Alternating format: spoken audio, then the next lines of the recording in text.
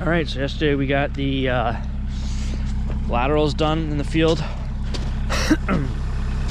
Today we got to set the D-box. That's one of them down there. The other one's in the woods over there. There's actually two going in on this system, which I've actually never done. I've heard of it being done, but I've never had to actually do it. But I guess it's the first for everything. This is going to be it. Nothing I can't handle. I know what I'm doing, but just never done it. Never been in a situation where I needed it. So we're gonna set the first one up this morning. I'm gonna stick it somewhere, probably right here, right in the middle. Boom. Then we'll have our fingers going out and connecting to that one, connecting to that one. Hook it up here, get the sand built up around it. And then probably put our other one on the other side of this mound, probably closer to where the skid steer's sitting. Put my first one in, and then I'll take this dirt. I was actually gonna do this last night, but I decided not to. That way I can sit here and work instead of sitting up there. Once this D-box is in now, I'll take some of this dirt, make my berm. It'll basically cover all that where the mini's sitting. Cut some of this down a little bit, and then get a nice flat spot. Probably, I'm thinking 10 feet out from this one. I'll stick a pipe. I'll do schedule 40, coming from this D-box over there, then from that D-box up to the tank. So, yep, gotta get that D-box from down there, drug up to here, and then we'll start working on it.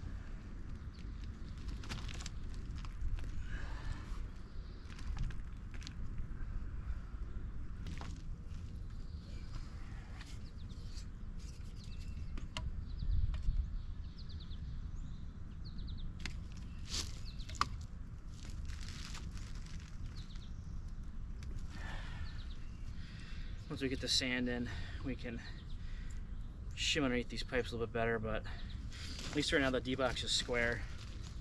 I can cut the inside little tangs off a little bit, but that's how I've been doing my D-boxes recently. Before I used to line them up and then hook them up and hope for the best, but now I square them up with the field. It just seems to be a lot easier that way. I hate the sloppy look of like the D-box being on one side or the other, or being cocked a little bit. I hate that look. I'm an old machinist, so things need to be square and parallel, and they have to be just right. And this was the easiest way to do it. So now that we know these are good, we can run out our field to our longer field ones. Normally I would start off with those, but because of what we have for room here, I figured I'd start off in the middle here. I can bring some of the sand in, cover around the D-box. Usually I tamp it down with a hand tamp. I don't know if I have one with me today, but I can just put it down with my feet, or a shovel or whatever. And then the stone pad, I'm sure some of you guys are probably thinking like, why is it so big? You know, I used to prep my stone area, like I said before, kind of guesstimate where the middle where my leach field would be, and roughly where I put my box. And I'd cut out an area with a shovel and get the stone in, then I'd stick the box in and realize I was to one side or the other. Now I'm cutting it out and trying to put more stone in and just chasing it. So this is a recent thing I've been doing too, as of like, you know, last year, is I've just been making a big pad, prepping the whole thing way bigger than it needs to be, you know, from the edge of my field, because it's not technically part of the field, it's, you know, on the edge of it. And then placing my D-box in there, that way I can move it front to back, left to right, whatever I gotta do, and it's all the same. And then I have stone I can grab from and shim my box in that way. That's just the way I do it. Is it the best way to do it? I don't know. I mean, if you got the stone for it, might as well use it up. So that's how I do things. Yeah, and then we'll set our pipe at the proper elevation here. Got a little bit extra stone here we can lose. We can kind of button this up a little bit better here. But other than that, keep running lines. Then once this one's in, like I said, we'll pull in the sand, get it raked up, pull that sand in, probably get rid of some of it, and just get our 5 foot around the same level, make it look all good. We'll go back and rake it one more time before inspection, butt up our stone on this side so everything looks straight. But for today, we'll just knock this in, get this nice and squared away, get that out of here, and then move this berm over to there, and then start cutting in for our second D-box. Yeah, that's pretty much it. The second D-box won't have to be as crucial. It's just a slow velocity down. T's going in this one, T's going in that one. I'll probably run schedule 40 between this one and that one, just because a little extra insurance. But I won't be running schedule 40 from the tank to that first D-box. It'll be all 35. That's what I ordered. That's what the plan's called for. That's what I'm using. I don't know what the plan's called for this, but like I say, 30 or 40, I don't mind. If it's one stick, whatever. A little bit of insurance between the two boxes. Yeah, so that's what we got going on here.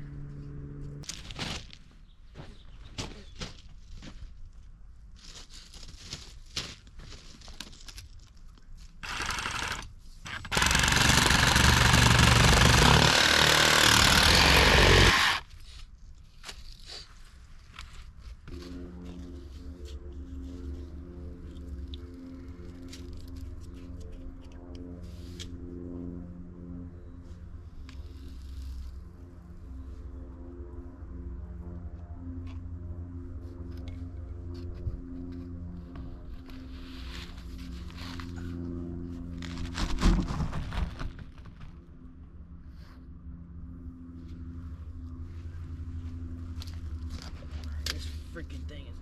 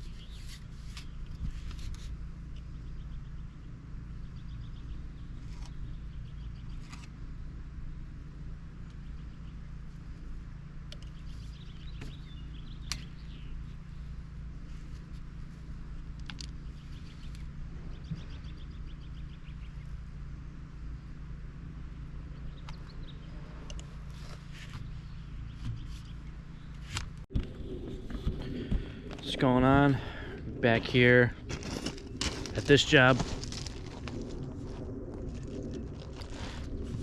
I didn't do any filming yesterday. I was preoccupied trying to get this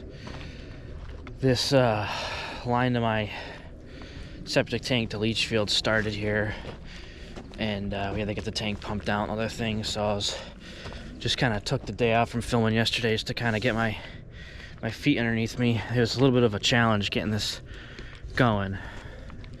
Doesn't look like much, but it was a pain. But we got it going now. Yeah, hopefully we'll be able to rip some pipe today and keep cranking down. So we'll get you guys set up on the hill here and keep going here. But we're at the final stages of this. Like I said, I got the tank pumped yesterday so we can make our connection at some point, really whenever, and just keep running up the hill. You gotta chalk the pipe as I go because we're boxing ourselves out here. But you can see where the mini is. We're going roughly over there. Probably more where that pile is up there.